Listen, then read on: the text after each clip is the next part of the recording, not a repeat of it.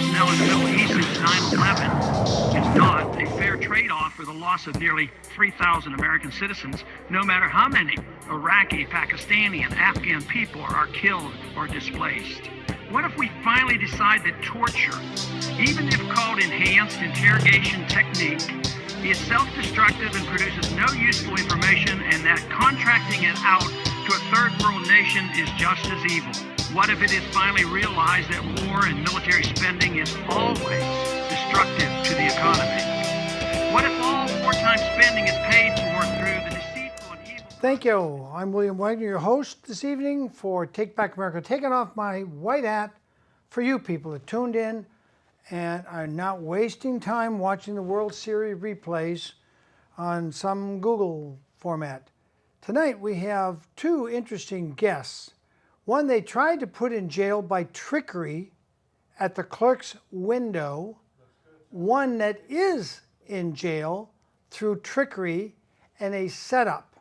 He's been on my show before and he'll be calling in a few minutes. But before we get to that, I hope you caught my other show that played this morning about JFK assassination. I just have to repeat this because the evidence is overwhelming, and I challenge you to go do some research.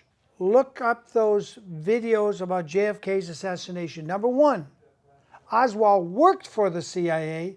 He was a long-term employee of the CIA, even when he went to Moscow as an alleged defector. He was undercover, trying to worm his way into where he could filter back information.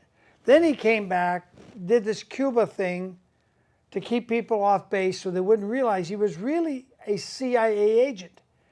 But he had married a Russian woman, and they were afraid she had turned him. So they said, well, let's get rid of Oswald, whether he turned or didn't turn. We need a patsy to kill Kennedy. And he was carefully set up. And when you look at the research, it becomes absolutely clear.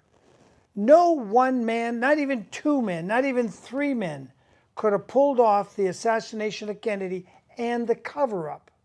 Because the murder investigator in Dallas did a paraffin test that proved Oswald hadn't fired any weapon in days, if not weeks.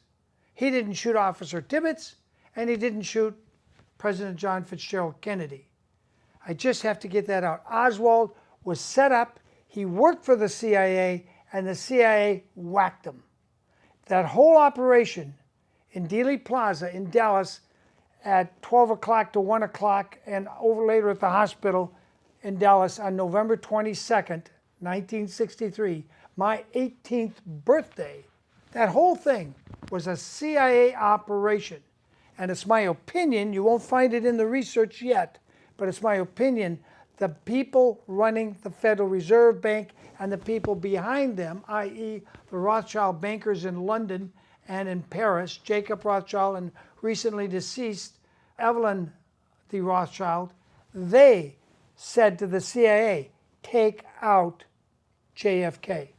Now the proof of that isn't here yet. But I can tell you 45 years ago, I'd read the Warren Report, and it was clear as a bell to me. I still have my original Warren Report from 1964. The first third contradicts what's in the second or the last third of that book. How could this have been authored by the same? No, three different people wrote the Warren Report, and they were in such a rush to get it in print, figuring nobody would ever read it, that just say, here's a big thick report. We concluded Oswald did it. Oswald was completely innocent. Oswald was totally innocent of the killing of either Officer Tibbets or President JFK. And because he was supposed to be killed on arrest shortly after JFK, and then that would have been the end. It's, oh, we got him, we killed him. But he didn't. Oswald figured out he had been set up as a patsy. So he fled the book depository building,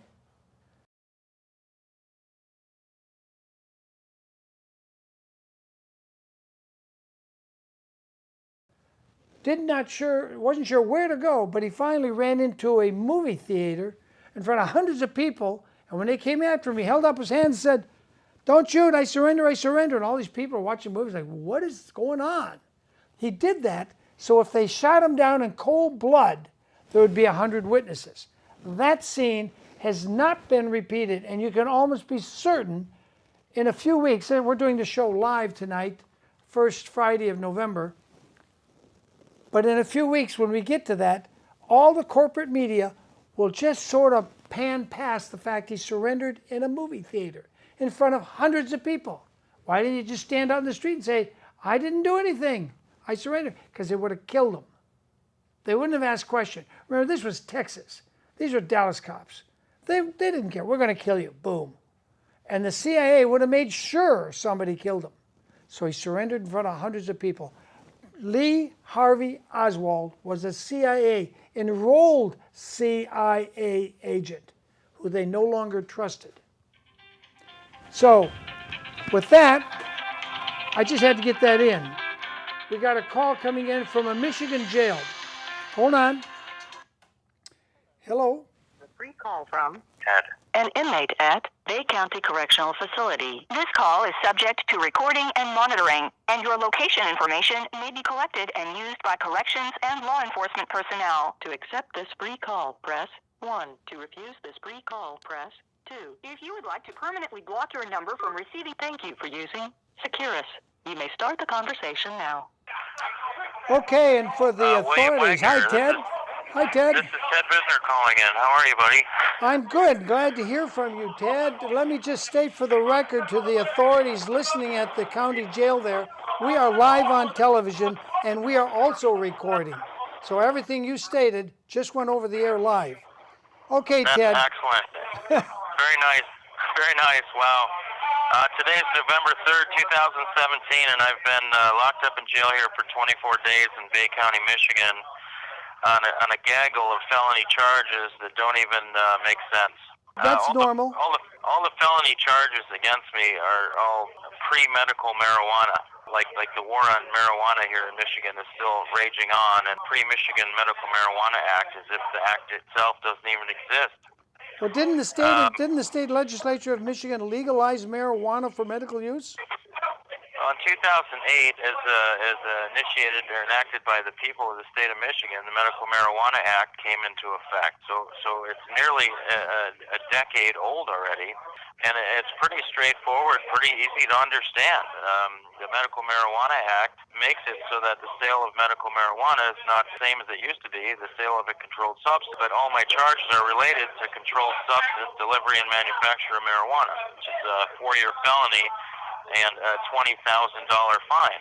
So I've got 9 of these 4-year felony charges, and I've got 9 charges for the sale of controlled substance. And the Michigan Medical Marijuana Act, in a section there that compensation received for the sale of medical marijuana shall not constitute the sale of a controlled substance. And that's in MCL 333.26424, Section F. And this has been explained to the courts, and I've been to court now 3 different times, and the judge is telling me that I can't appear on my own behalf. He's telling me I can't file things in my own court case. It's just a real travesty what's going on here. Are you in Bay County Jail? Bay County. Bay, B-A-Y. Bay, yep, Bay County Jail. Is this Judge Schmuck you have? I'm sorry? Is it the judge's name? Is it Schmuck? The Schmuck judge is Janner, J-A-N-E-R, I believe. He stated right on the record that he was refusing to file my filings from the jail. They were sitting on his desk, he claimed, and he'd reviewed them as though he was my lawyer, and then refused to file them in the case. And at that point, what I was trying to do, William, is get all of the state's evidence filed in my case, so that people could stop by the courthouse here and get a copy of it and be on the same page. To see that the charges against me are concocted as though the war on marijuana was really what was going on here. But it's been quite crazy. Do you mind if I put in a media request and send a film crew over to tape your next hearing? Wow, I'd love that. The next hearing is scheduled for 2 weeks from now. The state still hasn't proven that I've committed a crime. You know, they've stated quite clearly that I've committed an act, but they're failing to explain how that act constitutes the felony crimes that I've been charged with. In Michigan, the sale of medical marijuana between carded patients is not a crime. Okay, the Medical Marijuana Act specifies what is a felony. The act itself specifies what is a felony, and that's for any carded patient, any qualified registered patient or qualified registered caregiver in Michigan. It's a 2-year felony for them, a carded patient, to sell to a non-carded patient. That's a 2-year felony and a $2,000 fine. And what they're charging me with is a 4-year felony and a $20,000 fine. So the Medical Marijuana Act here in Michigan specifies what is a felony, and they don't specify what I've done to be a felony. And quite simply, the prosecution here will never be able to explain to any court in Michigan how what I did is a felony that I've now been held on excessive $100,000 cash-only bail for over 24 days now, and I've still got another 13 days to the next court date where I have to sit here. Another 333 hours. They want to make you spend money on bar-carded criminals, don't they? Yes. In fact, the first. This is very important, William. The first court action was the state attempting to take away our baby Stormy. Can you believe that? Yes, actually, I can believe that the state of Michigan is that evil that they would coordinate with CPS, and Judge Wagener would help them coordinate because he probably got an earful from a judge in Isabella County, which, if I remember, is a privately owned courthouse, which ought to be illegal, but that's an aside. I guess they didn't like what you and I did in Isabella County. No, William, they're still after me, and the fact that I grew a $500,000 crop of medical marijuana that I planned on selling and using the proceeds to go find remedy for the wrongs done to us in Isabella County on my behalf and in Danielle Austin's behalf when her 3 children were kidnapped by Isabella County on a petition that was ultimately denied. I mean, the first thing that happened after the cops blew my door off the hinges under cover of darkness on October 11th was the next day we're in court, the state wanting to take our baby. And the prosecutor saying, well, has Mr. Wagener shown any remorse? I'm like, wait a second here. You're trying to take my baby away, and we haven't even got to the point where you're actually accusing me of any specific crime that matters. It's just so overtly insane here, and very easy to see and understand. If a film crew was here, I think this would be an excellent opportunity to blow open the doors on how lawless the courts are in the counties in Michigan. Well, I saw that a couple of years ago in Isabella County, and I saw it a decade ago in the case of Doug Richardson, which even after he admitted it wasn't his child, the DNA didn't match, they still insisted he pay the child support for a child that clearly wasn't his. Wasn't his. Yeah, and they didn't care. You're just going to pay, and you're going to pay, and you're going to pay, and we're going to put you in jail if you don't pay. Well, they're beating the people up so hard, so bad that we can't. Check this out. The cops blew our door off on October 11th. That's 24 days ago. I've been in jail every minute since then. Danny's been at home trying to, fix doors and fix things that are broken, got busted by the police. The cops showed up. There was teams of cops. The Michigan State Police showed up with 4 groups of 6-man troops. There were 4 groups of 6-man troops dressed like they're going to Iraq. It's scary. Scary. And these men were all on our property, and the State Patrol came in and Michigan State Police, and they're the ones that had those troops. And as soon as everything was secured, I was thrown outside, handcuffed behind my back without a shirt, sat in the rain for being rude to one of these asses that just blew my door off. He said I was being rude, so he threw me outside without a shirt in the rain. Now, when you say, let me stop you just a minute, Ted. You said they blew your door off. Do you mean they blew it off with explosives, or they hammered it out? They hammered it. They had one of those pile drivers. Yeah, one of those pile drivers. Blow Okay. the doors open. Yeah. All right, I get it.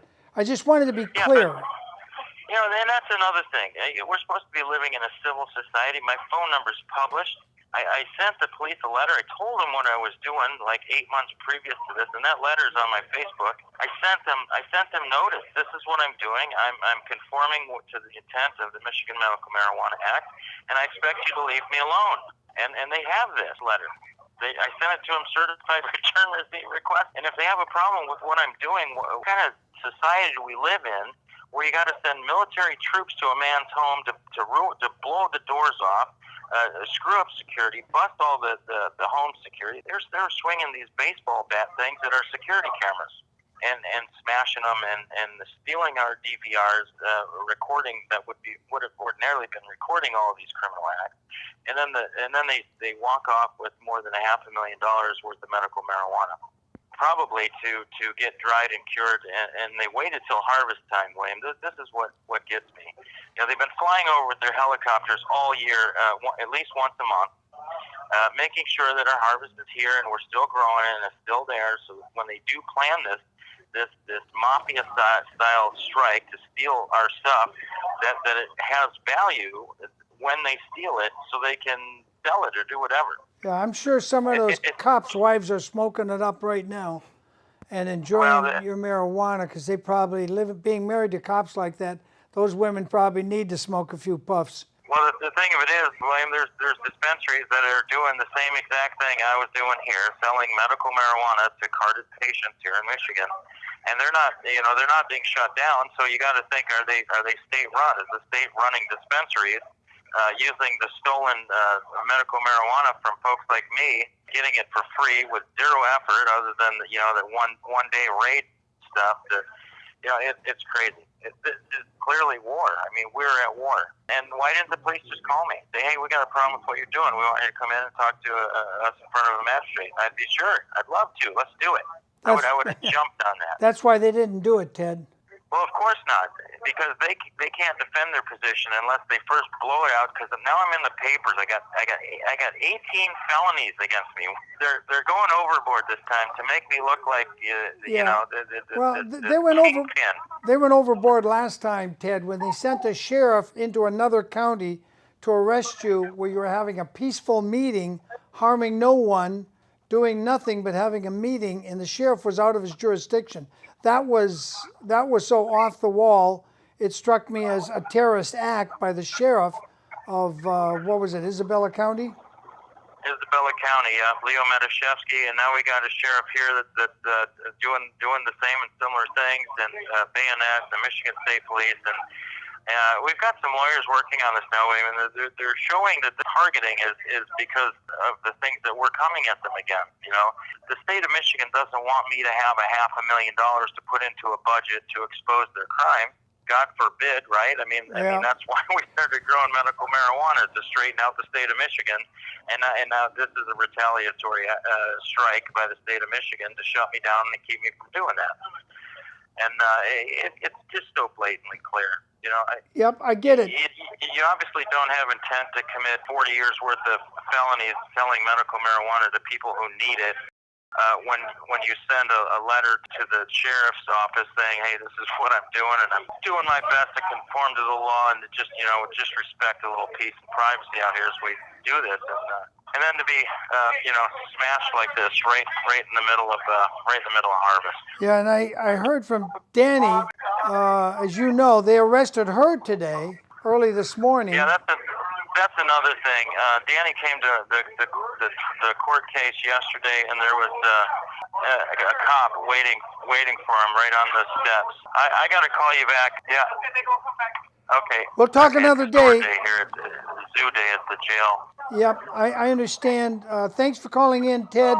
We'll talk another day. I will send a film crew. I want to add, they're going to give me a pass here for a second. You have 1 minute left. Well, we only got a minute left, but yeah, Danny's being terrorized now. She was drugged back to Isabella County this morning in cuffs, and nobody cares that the cops just stole child support off of our kitchen counter in this raid on October 11th, and now she's looking at 45 to 90 days, I guess, William. And this stuff's got to stop, man. It's got to stop. Well. Anyway, thank you so much for having me on the show. I got less than 30 seconds here left on my call, and God bless you, William Wagener. Thank you so much. Thank you, Ted. And please get this posted on my Facebook. I'll get it out there. Believe me, it'll be on YouTube, and only a few thousand people saw it live here tonight in Santa Maria, California. Okay. But it's going to get a wider audience. Can't wait to see your film crew. Yep, they'll be there. Thank you. Bye-bye. Okay, thank you, William. Bye-bye. Well, people, that was our first guest for tonight. Came in right on time. Ted Wiesner, trying to raise medical marijuana for people who are dying. And there's a certain, I forget if it's kidney or gallbladder cancer. Marijuana is the only, and a very specific type of marijuana, not just any kind, will completely reverse that cancer, according to people I have spoken to who are dying of that cancer. And years ago, there was the Libertarian candidate for governor of California. I forget his name right now. But he would have died had he not gone to Canada to get his medical marijuana, because they were going to keep him in jail here. And even the judge said, okay, I recognize that the doctor says you're going to die if you don't get it, but you can't have it. So you either got to die in California or go to Canada. So he went to Canada, where he could legally get his medical marijuana to stop and reverse his cancer, and it worked. And the last I heard, I can't remember his name, but I know any libertarians out there, hardcore libertarians, will remember who I was talking about. But should this guy's wife then be arrested this morning? This morning.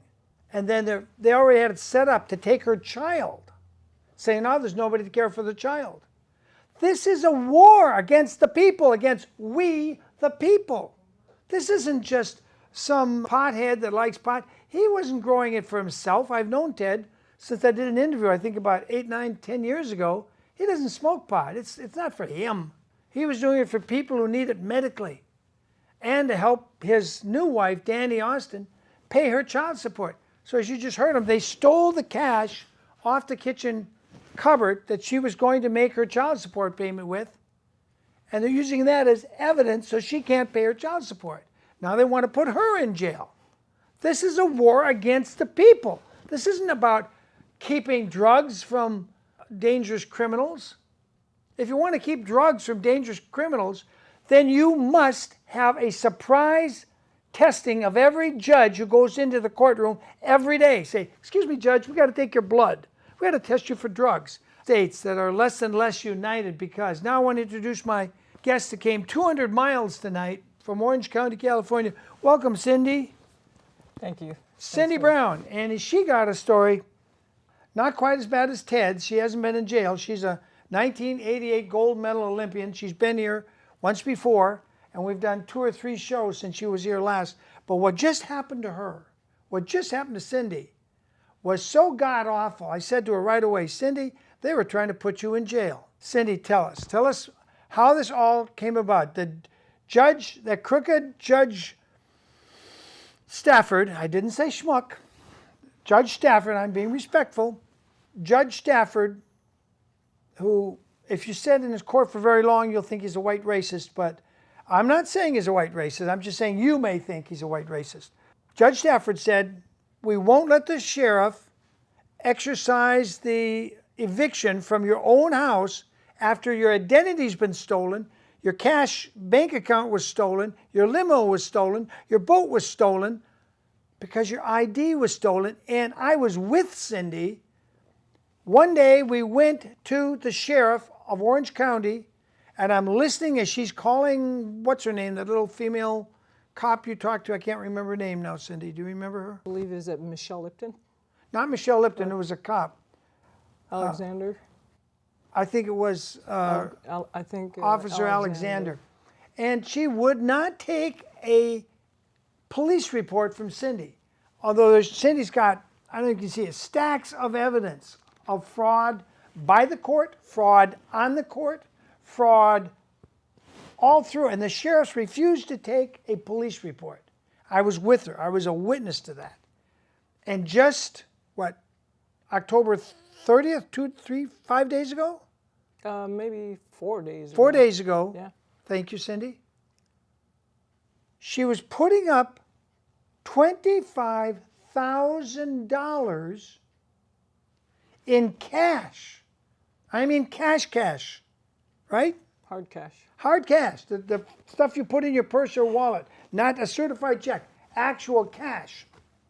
To the clerk. Tell the story, Cindy. Tell us what happened. You were doing it so they would hold the sheriff off from trying to evict you from your house.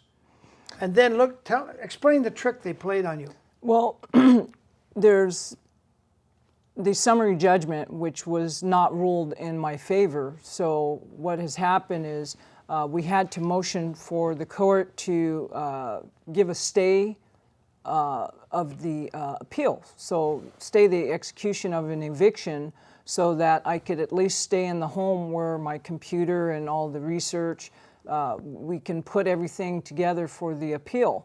So the appeal actually is going to cost $25,000, which is absolutely egregious. It's very, very high and kind of unheard of. But needless to say, we did post that bail, and we did it in cash. And in doing that, the monies had to be deposited at the clerk's window inside the courthouse. We went to the clerk window to make the deposit, but there was an additional, I won't say it was a trick, but it was just something very different about how the deposit was being posted into the court. I would say it was a trick. I would say that. Okay. You won't say it, but I'll say it. It was interesting because we made the deposit, and what followed, what raised the flag. There was the IRS 8300 form that had to be filled out. And that 8300 form basically was an IRS report, which is procedurally correct. However, the form was pre-filled out by the court, which I didn't find out about until I got towards the latter part of the document, where the Superior Court of California Central Justice Center had their information and their employee EIN number, etc. But what was most appalling about this document, while they were filling it out, they had pre-checked in box 33, Bailey received by court clerks. Now, once I caught that, I immediately protested and said, I'm not signing this. I immediately knew to stop that something was wrong with this document, because when you're a bailee, that means you've been criminally prosecuted.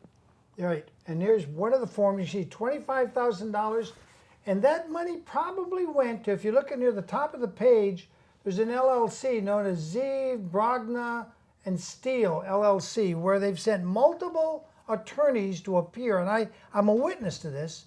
Multiple attorneys have appeared without giving a substitution of notice, so Cindy has no idea who she's up against when she walks into the court. And I've watched crooked Judge Stafford. Oh, I didn't mean to say crooked, did I? I guess I did. Stafford, he just says, well, I'm going to allow it. Well, I'm going to allow it. Well, they all know Cindy Brown's not substituting a different Cindy Brown, although there apparently was on the original fraudulent document something that said, Cindy Brown, I am a white woman, and I'm filling this form out, and the guy is signing it saying, I'm sitting next to Cindy Brown. She's a, quote, check it off, white woman. Now look at Cindy Brown. How white is this white? Exactly. Is this the new color of white? Then what am I? You know, our dead corpse? The new shade of white. The new shade. You know, the fraud is so overwhelming. Very. If I was this judge, I would have said, stop right there, Cindy Brown. It's obvious this is fraud. I am going to grant you a fee simple, absolute, exempting you for taxes. You don't even have to pay property taxes for 12 years, the length of time you've been put through all this hassle. Not only do you get your house free and clear, but now we're going to go after Craig Ronald Diamond, who started this whole shenanigan. I'm going to order the DA to issue a bench warrant for Craig Ronald Diamond and every assignee in the broken chain of chattel who touched this piece of paperwork. This has been an ongoing white-collar crime, just my opinion. I'm sorry I interrupted you, Cindy. I'm sorry. I get angry, and when I see good people, I mean, this woman isn't just a tall, black, beautiful woman. This woman represented we the people in Olympic contests, and even after that, she was shooting hoops representing America as part of the American basketball team. And she made a decent income. I mean, much better income than I do or did. Here's the form. And on the back, you can see it's signed in red ink by Angela, looked like Garrick, conforming on the back of this. And the front of it, it shows $25,000 in cash she put up. That's just so the court will wait while her federal case goes up on appeal. Go ahead, say. I'm sorry I interrupted you. This is your moment. Yeah. So the bond is in, everything's in place. It's on stay for the appeal, and depending on how the appeal goes, these monies will either be held in the trust. We did correct the issues with the 8300 form because I absolutely refused to sign it as a bailee because I'm not a criminal. And we amend it to undertaking on appeal. So if the appeal is lost, happens, these funds go to the Zave Brodnick and Steele and the Ryan firm. Show the close-up of that checkbox. The next shot is a close-up. And they had already checked off, or somebody had checked off for her. You see near the center bottom of the page there? See the check mark, and right above it, it says, on the thing that was crossed off, checked and crossed off, says bailee. That means you're bailing yourself out of jail, and this is just to stay out of jail. And if something doesn't work out, people, I've checked with 2 constitutional lawyers. One said she would be in jail probably within 48 hours if her appeal's denied. But even if her appeal was approved, there's a chance they'd say, well, we're forfeiting the bail anyway, and now unless you come up with whatever the balance, and they were claiming they wanted, what, $300,000 from you originally, or $400,000 or something, they would put her in jail anyway. Now, this is a constitutional attorney who said, please, Mr. Wagener, don't mention my name. I'm up in front of the appellate court right now, but don't mention my name. So she was smart. She saw that. And it's important that you know, when you go into Department 66 in Orange County in front of Judge Stafford, this guy, in my opinion, Cindy didn't say this, he talked to an attorney that comes in and watches his case. We know the name of this attorney. Do you want to give it out? I think it's important that, we protect some of these. There's some really fine attorneys out there. No, the court's attorney, the guy that was in the corner of the gallery that day when we were in there. I can't even remember his full name. Okay, you can't remember. Yeah. All right, I'm not going to mention his name, but I think he went from Judge Stafford down to the clerks and said, if by chance some woman should come up and want to post $25,000 and she's black and her name is Cindy Brown, have her check off bailee. Because then we can put her in jail. Once she's in jail, they can steal her house because she's not physically in possession. In possession, when I went to law school some years back, is 9/10. That's 90% of the law. She's been in possession all these 12 years. They've been saying, we own your house, get out of your house, we own your house. She's still in possession. That in itself shows an Olympian spirit to persevere against overwhelming odds. She's got the judge against her. She's got this whole LLC, and they keep rotating. How many different attorneys have they sent now? 8, 9, 10? We've completely lost count of how many attorneys, because it seems like they've started out with 3, then they've come in with special appearing attorneys. I'd say we've probably gone through a good maybe 6 to 10 different attorneys. Wow. Well, I know I've seen at least 3 that I can clearly recall. There was Clot and Mutt and Jeff from Clot. Michael Leah, Leslie Clot. Leslie Clot. There's There was John a- Steele. There's Dennis O'Connell. Yeah. Then there's the new Timothy. Wasn't Dennis the Ryan. one that tried to make a deal with you after court was over? I think that was John Steele. John Steele himself. Yeah, they play all kinds of tricks. So what Cindy's up against is not a level playing field, okay? She's used to playing on a flat level basketball court. What she's playing on now is a lopsided court where any move she makes, they say foul. Yeah. She makes a hoop, sinks it. They say, oh, that doesn't count. We weren't ready. What they really didn't expect is for the people to read their own playbooks. Yeah. The playbooks are such in a court jargon that the average person can't really articulate, the language. But once we start figuring it out and we start, speaking in their language, they get really upset. So now we have to go to volume 2 of different plays, how we can, take back these homes. So you're in front of Clerk Sarah at Orange County, turning in your 25. She goes back and gets supervising clerk, Margaret or Marjorie? That's correct. And they come up and you give them this IRS code. Let's run those pages here one after the other. And they read what's here. And they come back and say, oops, who must file a Form 83? Oops.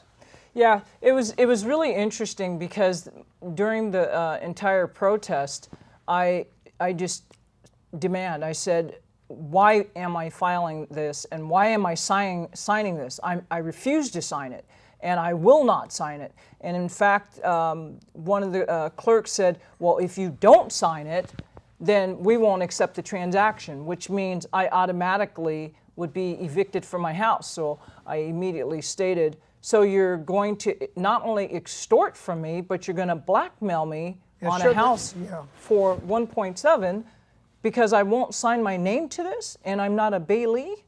I said, hold that thought. And I immediately called Franchise Tax Board to let them know what was going on. And upon me speaking with the Franchise Tax Board, they wanted to know what was going on and where was I. And you laid your cell phone down in front of the clerk so she could see, right? Absolutely. She could see you were really talking to the... Correct. And it immediately shifted, and one of the clerks went to the back room where I probably assumed, vomited. She probably vomited for a few minutes. She came back and she said, she's correct. Miss Brown's correct. And the whole game changed from that moment. But it's still not clear what they really were trying to do by filling out the form for me as a bailee, and not the money was sitting right on their desk.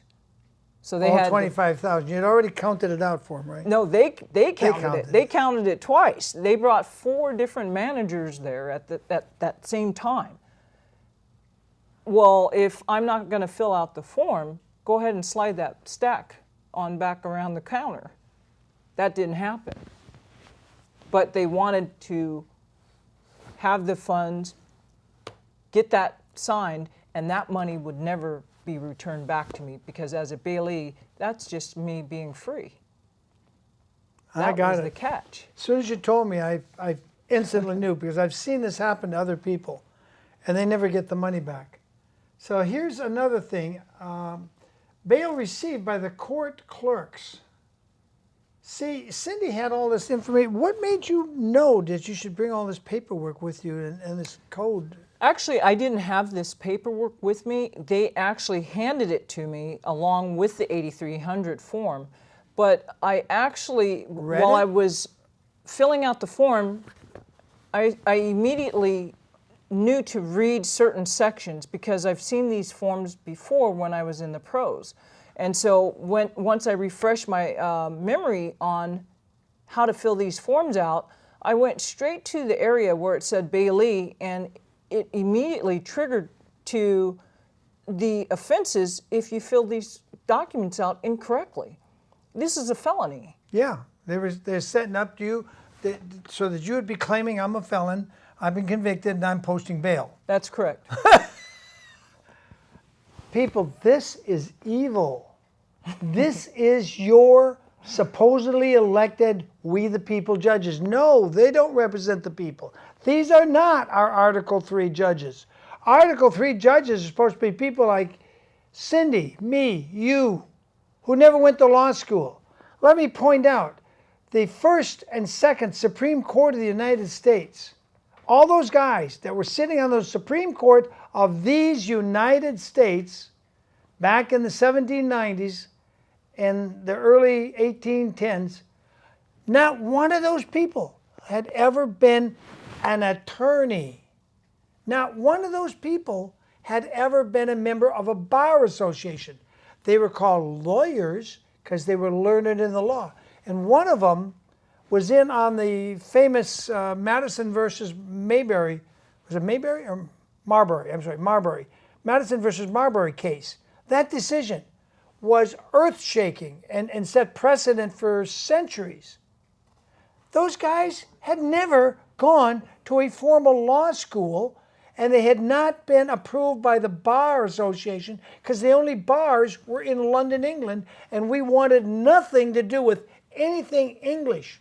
That's why we all dumped the tea and we're drinking coffee most places instead of tea these days. It all goes back to that time over 200 years ago. The Supreme Court had no bar-carded attorneys on it. Why do they think only attorneys that are bar-carded can sit on a court today? Because they've dumbed you down with fluoride in your water and brainwashed you. I'm sorry, I'm going to my soapbox again. I'm taking time away from Cindy. Go ahead, Cindy. We got a lot of pages. Be sure we get all these pages up, Stephen. Go ahead, Stephen. So the 8300 form is really important to know when you're filling this out if you're doing a stay, because if you fill it out incorrectly, there's some serious offenses here that it states.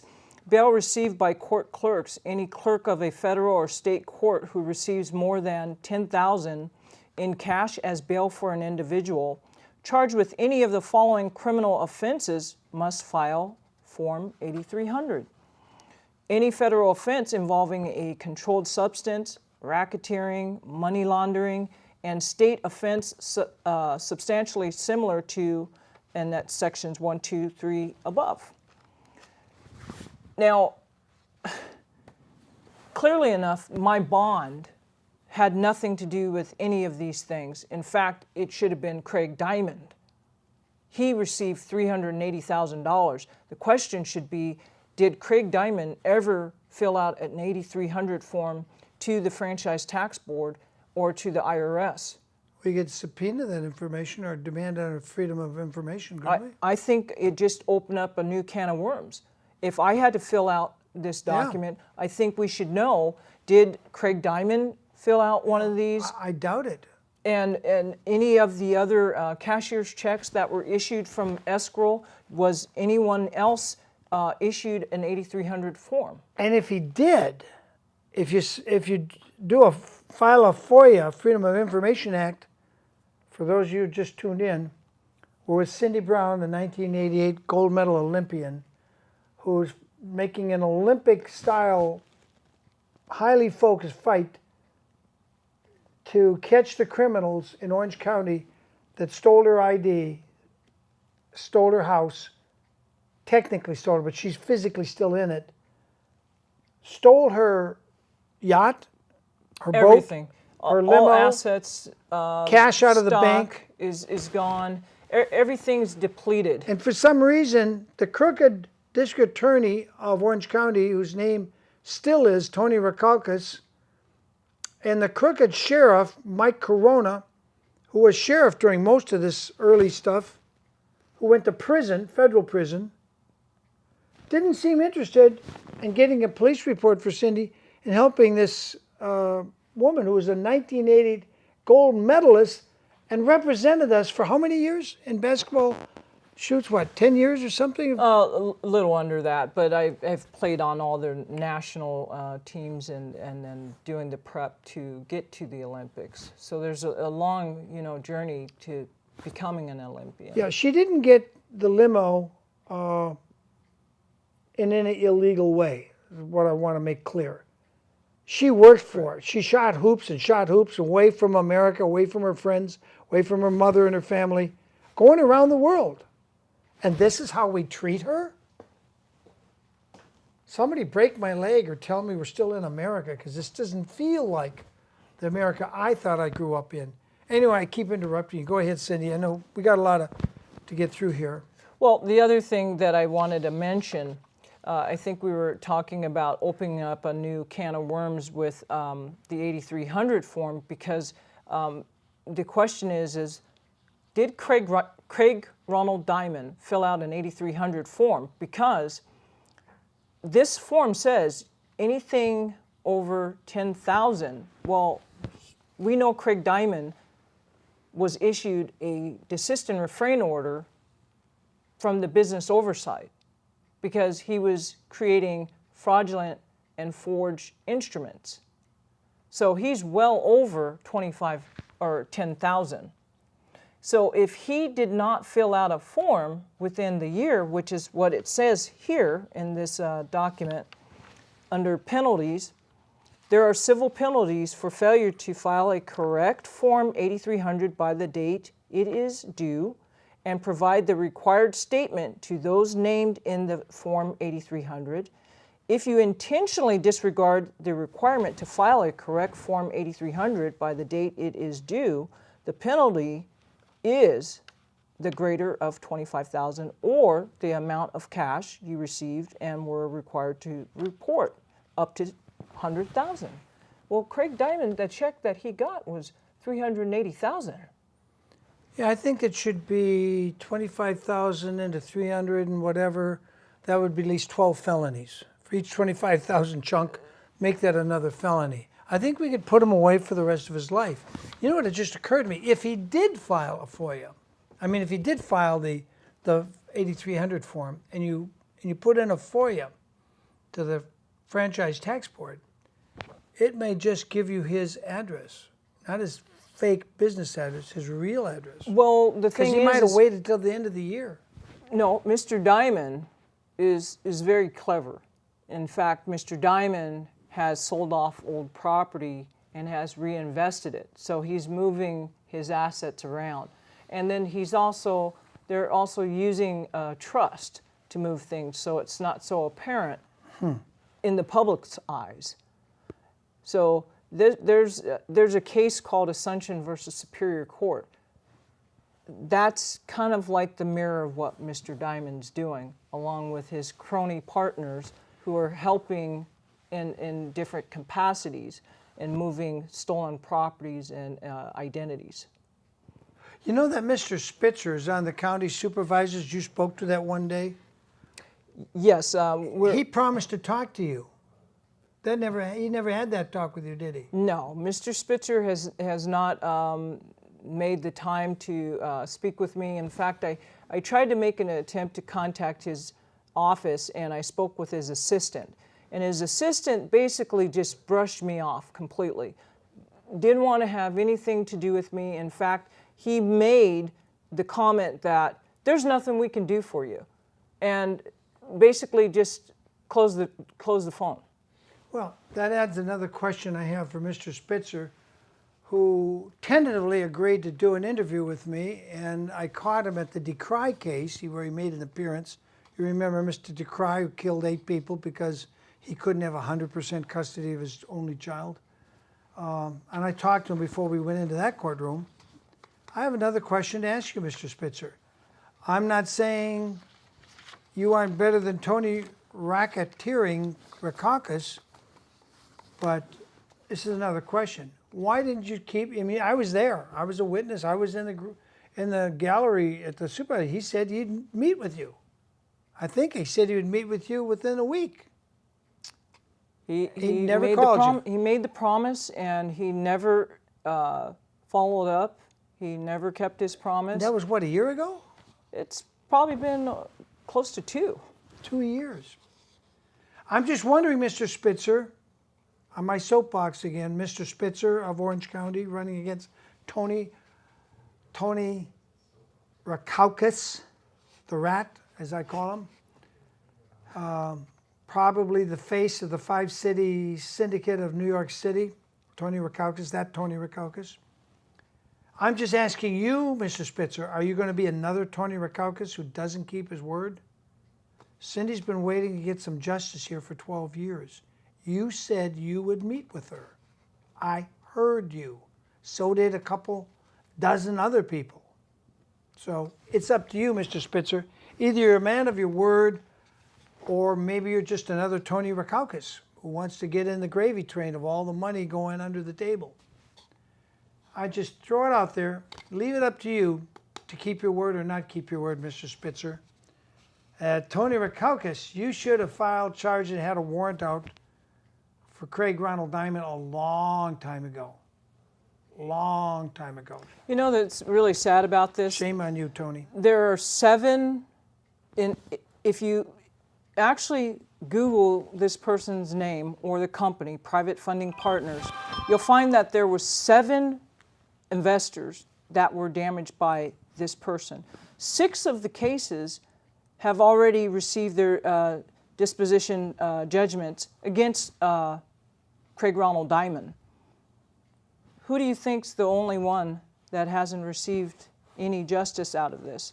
So I feel kind of slayed here because I feel like I'm the sacrificial lamb that's basically paying off all of the other 6 investors. And it's pretty clear that, justice is not going to be served for me. It does not seem as if they're interested in justice in Orange County, from my observation. And again, if you just tuned in, I've been at least at 3 hearings of Cindy Brown's, because I can remember 3 different sets of attorneys appearing against her, none of which filed a substitution. And that should be an automatic loss when an experienced law firm like Steele's LLC at 30 Corporate Way in Irvine. 30 Corporate Park. Yeah, and we actually went there and knocked on the door and asked if they would do an interview. No, they said, call our number and make an appointment. Really? I'm right outside your door. Do I need to go home, call and come back? I think they really just didn't want to do an interview. But well, interesting that people like Steele and Company are the reason why me and millions of Americans have lost all respect for attorneys. They're just a millimeter above scumbag thugs. They're just legal thugs, thugging. And she's been. And their business professions code says that under 6068 that moral turpitude is not going to be easily just turned away from. They really are supposed to uphold the law and to protect justice.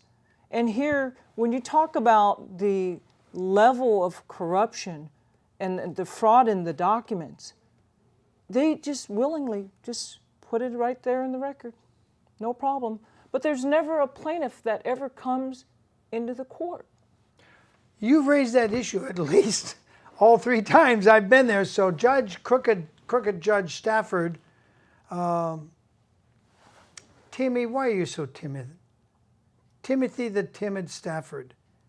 You ought to just say, hey, I see the fraud. I'm stopping the fraud. She gets her house. Give her 25 grand back. We're done here. Have a nice day. And let the banks do whatever the banks want to do. But they lost this one. They just don't want to lose. It's like they just keep throwing attorneys and throwing attorneys and throwing attorneys. You must have cost them by now probably $50,000, $100,000 on attorney's fees. Oh, a lot more than that. That's why they flattened my tire. Oh, Don't probably. forget that. I did forget that. I'm glad you reminded me. Yeah, flattening her tires is not playing cricket. You're supposed to file a motion with the court saying, dear judge, may I please flatten Cindy's tires and get court approval. You didn't bother. You just went and flattened her tires. But let's show all these documents one more time. Just flash them up there, Stephen. One at a time. Everything we've put out there. Let's just show them all again. One at a time. Take it up and then take it down so they all get scanned on there. This is a crime. This is white-collar crime at its finest, people. And the courts are themselves, at least Judge Stafford and several others I know, like Judge Stewart in Burbank, are cooperating in the crime.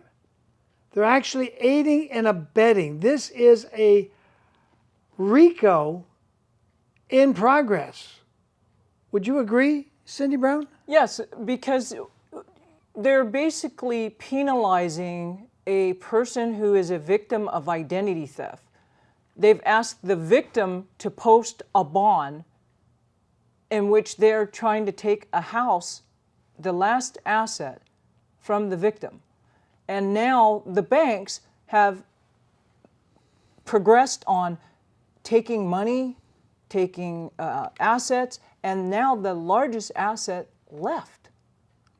And then to place a bond, in addition, just the final kill.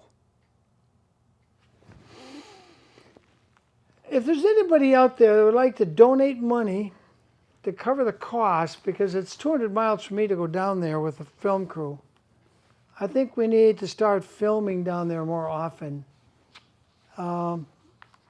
Give me a call, 805-928-1100. I just have to throw that out there. And because Ted Wagener made an appearance from the jail in Bay City, Michigan today, I'm going to need to raise some money to send a film crew there. We need to put a camera in that courtroom, and if they disallow the camera, we may have to take it up on appeal to SCOTUS. Because when people are set up, and the state has changed the law to legalize medical marijuana, cops should not be setting him up, then setting up his wife Danny Austin, arresting her. They thought they could steal her child. But shit, I talked to her just before we went on the air tonight. She already had figured out they might pull this stunt sometime. So she had the child with an already approved guardian. So the child was not in any danger of being snapped up and thrown into the foster. That's what they did with her earlier children. And they did it to Ted. They took a house away. I mean, you saw Ted, but what you didn't know, unless you watch my show religiously, which I know most of you are a little lax. You only tune in when you're bored, because corporate TV is really boring these days, in my humble opinion. Ted was building this huge house, and I've got it up on YouTube, and I went there. I went to Michigan, and I filmed his huge. It was to help women who are being beaten up by husbands or boyfriends, and they needed a safe shelter, and the bank had made them a loan, and then they said, oh, you've completed your building. No, he hadn't. There was basically no drywall in most of the inside. He didn't quite have the roof finished. Some of the windows weren't in. It was far from finished. Any builder knows that most of the money is in the finishing, getting the rough shell up. That's about 20%. But the 80% of the building cost is the interior finishing. And they foreclosed and took the house away, refused to extend his loan. And then the crooked judge in Isabella County, I'm not mentioning your name tonight, Judge, you're lucky, in their privately owned courthouse, decided to hammer Ted and hammer Ted and hammer Ted and let the bank take that house. And it wasn't even for Ted. It was a shelter for women out away from all the cities where it'd be difficult to find these women, where they could be safe. What's wrong with having a safe, privately run home for women that are trying to, this is what Ted was trying to do. So he wasn't, when he mentioned Isabella County, he wasn't talking about some drug busting. It had nothing to do with drugs. Nothing at all. It had to do with building a safe shelter. If there's anybody out there that wants to donate money, go look at my Facebook in about 2 days. It's William J. Wagener, or William Wagener, Wagener. Look at my Facebook. I'll set it. I don't know how to do it. I'm going to have Stephen, somebody set it up for me. But we'll set up a donation page. You can donate so I can go cover Cindy's case, or donate so I can go see the Bundys, or donate so I can cover Ted Wagener's, because these cases cost money to put camera and people on the ground. You may have noticed in tonight's whole show, you didn't see a single commercial, because I don't want to be threatened with removal of commercials if I touch on somebody's toes. You may have noticed I've stomped on a few toes. Barbara Beck, Diane Hall, Tom Mesereau are now, 2 years dead, 3 years he's been dead, and God, do justice with his corpse. Thomas Snedden, who mercilessly forged fake evidence against Michael Jackson. And I invited him on the show 3 times. He never responded to one letter. And he died a very painful form of cancer. I'm talking about Thomas Snedden, our former Santa Barbara District Attorney. Couldn't have happened to a nicer person. The cancer, I mean, to Tom Snedden. What he did to Michael Jackson for almost 2 years was just abominable.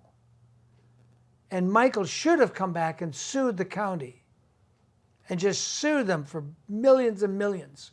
The county wasted $20 million, in case you're new to Santa Barbara County and you're watching the show for only the second or third time.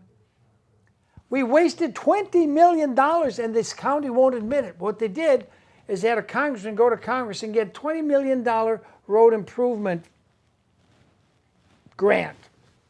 That's how they finally balanced the county budget. And when I wrote to the county and said how much they wouldn't tell me. They just refused to tell you how much was wasted on the Michael Jackson trial. So all that said,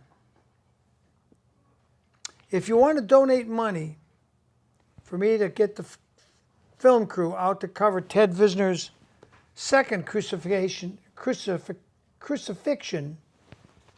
in Bay City, Michigan, which is about 2,500 miles or more from here, go to my Facebook page. Go to my Facebook page. Ted is a good guy. He's didn't go into raising medical marijuana because he wants to get high. Because he is growing enough there to make $500,000. That's way more than one person needs to get high. He's just trying to help medical patients. That's what Ted's trying to do. He's trying to help medical patients get what they need, because the state is playing this funny game where they sort of legalize medical marijuana in Michigan, but yet they'll go out and arrest you. And like Ted said, he sent them a letter. He wrote them a letter and said, hey, this is what I'm doing. Just putting a notice, trying to comply with all the laws and letting you know. And their reaction was to fly over with helicopters, document it, and then send 2 guys in with fake IDs, fake medical marijuana permits, and then arrest him. Just crazy. There's a shot of Ted Visner from an earlier time. That's on YouTube. And that's on YouTube. What's the title of that, in case people want to look it up? I can't read it from here. Ted Visner interview from jail with William Wagener. Oh, yeah, that's right. I did another interview when he was temporarily in jail for 3 days or something on that Isabella County. Ted, it's called again what? Ted Visner interview from jail with William Wagener. So I won't deny that Ted probably pushes the envelope of the law, but I got to tell you, do you think Thomas Jefferson was a hood, was a criminal? Any people think Thomas Jefferson, who's credited with writing most of the U.S. Constitution, was he a criminal? Was he a criminal, Thomas Jefferson? Because he used to snort stuff that's illegal today under the illegal substances stuff. That's a fact. He used to invite the gentlemen to dinner and then say they'd go into the drawing room and snort this stuff. How do we know that? You're saying, well, William, how could you know what he was doing 200 some years ago? Because everything was shipped to Montebello. I think it was Monticello. Monticello was his place. And they had shipping manifests. And they still have those shipping manifests because Jefferson kept very good records. That's why we know. Also, there's letters about, sitting in the parlor with Thomas Jefferson, friends, and they do their snorting. And he was a founding father. Now, I hate the smell of marijuana, medical or any other kind. I don't like the smell. It brings back memories of Vietnam and everybody around me, except me, everybody around me smoking it. And it's just, I don't like it. But it ought to be absolutely legal as it was for centuries in this country. It was only that crazy guy named Richard Milhous Nixon who was part of the conspiracy to kill President JFK. He was at that meeting the night before, along with LBJ. See, the murder of JFK, I'm sorry I'm taking Cindy's time again. We'll be right back to Cindy in a minute. Nixon, Hoover, George Herbert Walker Bush, Clint Murchison, and about another half dozen people, including Nixon, were at that meeting, the conspiracy meeting, and they were all like, yep, tomorrow we're done with JFK and in with LBJ, because LBJ will boost the Vietnam War, which will run up the national debt, which helps the bankers, because it runs up the national debt. That's what mainly it was all about. Yeah, Clinton Murchison wanted to sell oil to the military, and there the military-industrial complex wanted to make more guns and bombs and helicopter blades and all that stuff. But to the people in charge, it was the bank gangsters. The same people who are pushing as hard as they can to get us into a war with North Korea. Really? North Korea, this little tiny peep-squeak country, might be able to throw one missile, which we'll shoot down 3 times before it gets anywhere near the coast of Alaska or California. This reminds me of that play I was in high school. It was called The Mouse That Roared. This is what this is, The Mouse That Roared. I wouldn't be surprised if Obama gave them a nuclear missile just so the mouse could roar. Why do I say that? Because we know, and this is, Republicans don't like to say this, I'm not just anti-Democrat, I'm anti-corruption. But under President Ronald Reagan, when George Herbert Walker Bush was vice president, under that presidency, after Reagan had been shot and Bush was kind of running the White House, the American government, people, our government that you're going to pay taxes to in a few more months, our government gave communist China the multiple deployment warhead technology. Yep. In the same year we gave it to them, like, here's a present, communist China. The same year, earlier in the year, 3 American businessmen were arrested for trying to do exactly that. But our government was doing it anyway. They didn't want these entrepreneurs to give away the technology. You don't believe that? Just go back to the 1980s and do your research. It's there. The names of the guys that went to jail, and I think it was Nixon at the time. I think it was Nixon. It was in the 80s, but Nixon was the special emissary that went over to communist China, supposedly to smooth things over. What he was really doing is giving the multiple nuclear warhead technology to communist China. So it wouldn't surprise me if Obama gave North Korea a bomb.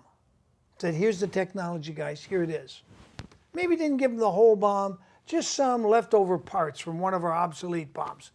They just need the news so we can all be afraid. It's all about making you be afraid. You know what? Every time God sent a messenger to Abraham or one of the old ancient prophets, the first words out of their mouth is, fear not. I have good tidings from the Lord God. But under the regime we're living under, it's fear, fear, be afraid. The mouse is going to roar. You know what? There's a bunch of Air Force guys on permanent patrol over that way. If they fired a missile, that little fat teenage dictator of North Korea, boom, he would be toast like within minutes.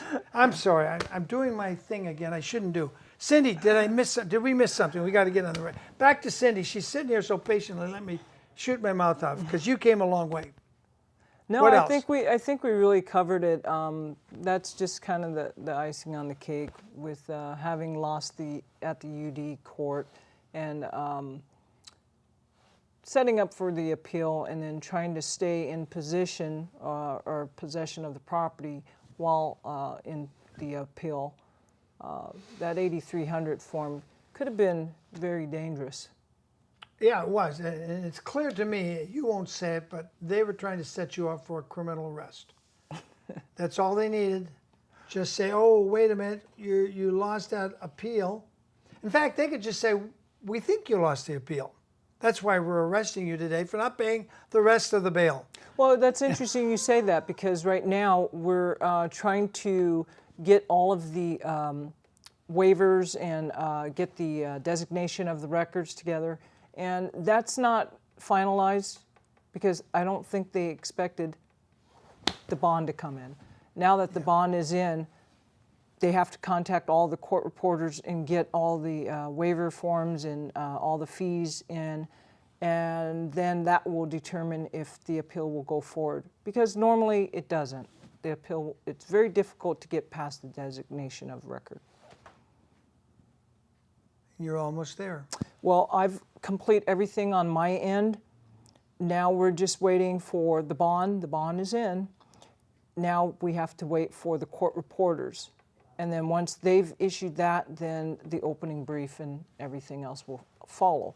But I need money, people, to cover this. I need to put a camera down there, and I don't expect my camera people to work because it's the right thing to do. They need to get paid. And this is the first time I've ever asked anybody to donate. In 17 years of doing this show, I don't think I have ever before asked. But Ted Visner's case needs to see some coverage. And you can be sure ABC, CNN, Fox News aren't going to cover Ted Visner. I will, as we did tonight.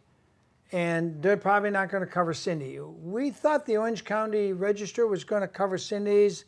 I think they did a little mention of something once, didn't they? not really. In fact, There's a little blurb. There was actually Eugene Fields did a pretty good article back in the Register back in the day.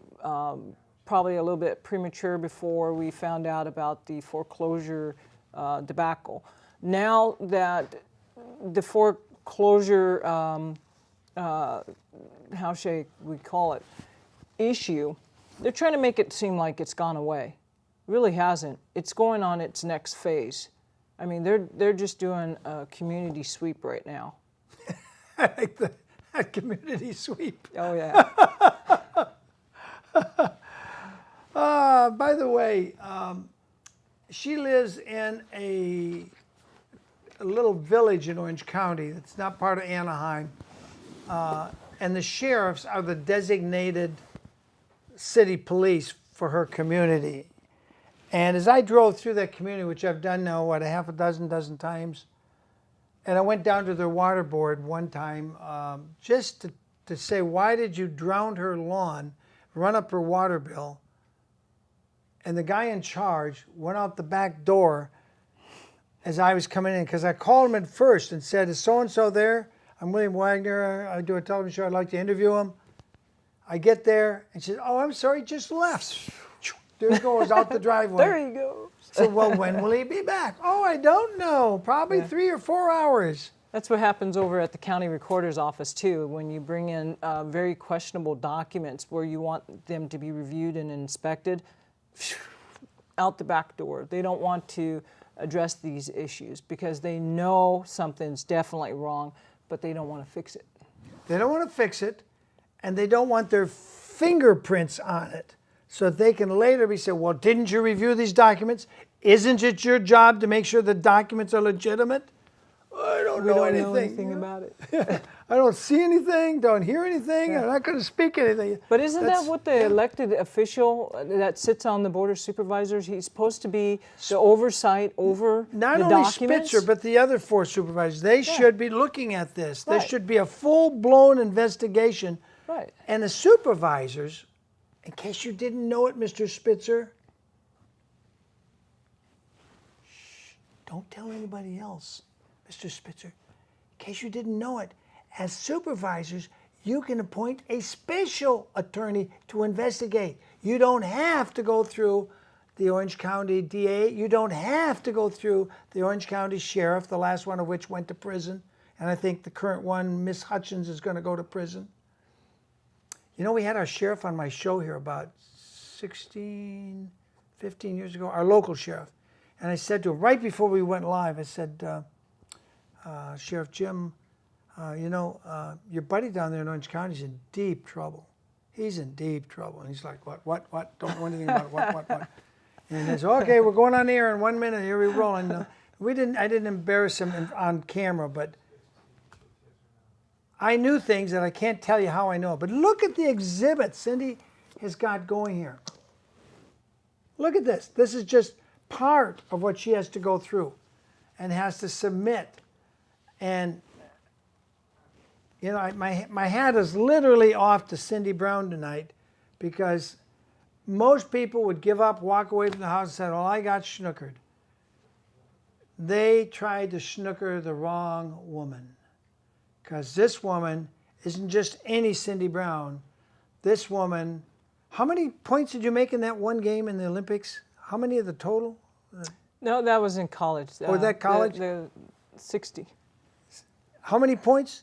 60. 60 points. Choo. You think you're going to beat her? Hey.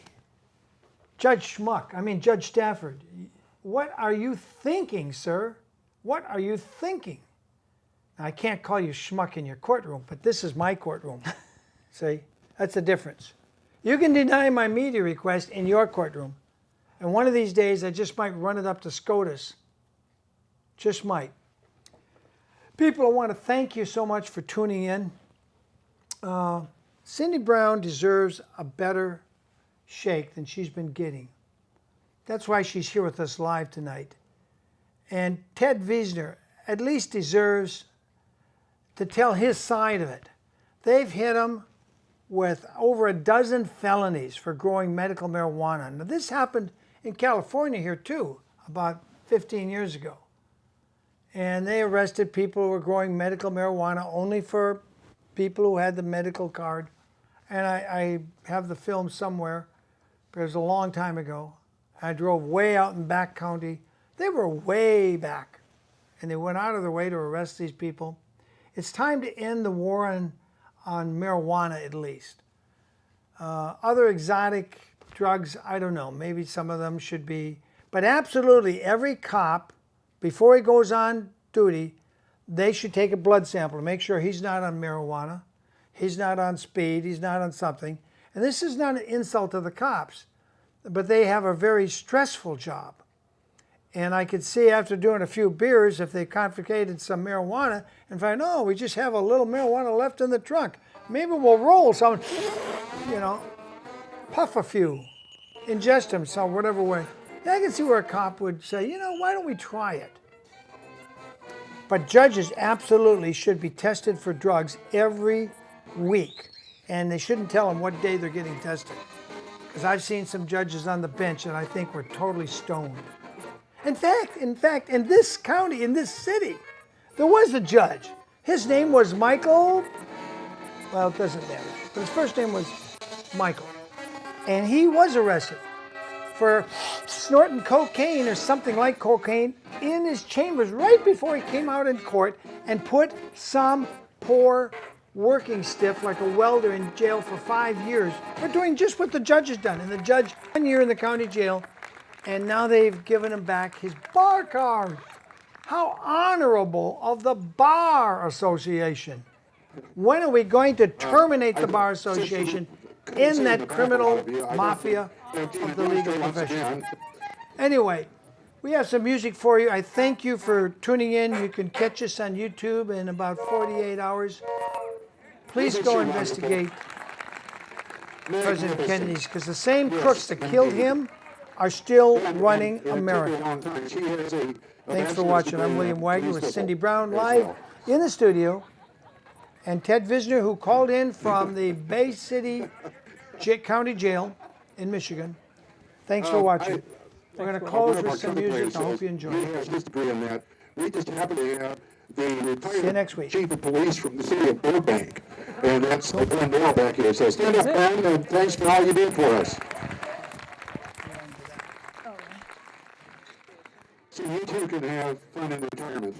In talking about retirement and older people, we now would like to perform a piece called Themes Like Old Times. And, you know, you've all heard those stories that you know you're getting old when. Well, my very favorite of all of those is you know you're getting old when you see a pretty girl walk by and your pacemaker opens the garage door.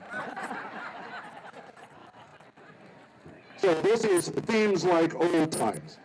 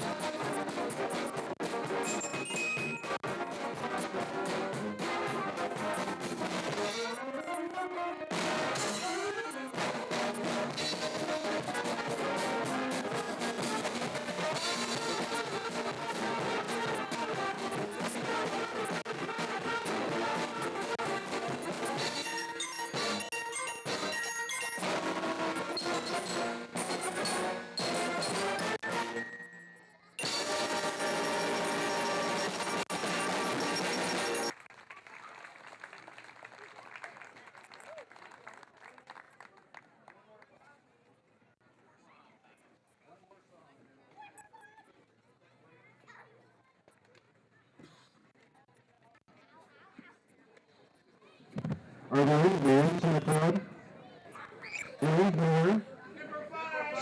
Okay, well, right now we're going to have famous John Philip Sousa March, Semper Fi. Just for you. Thanks.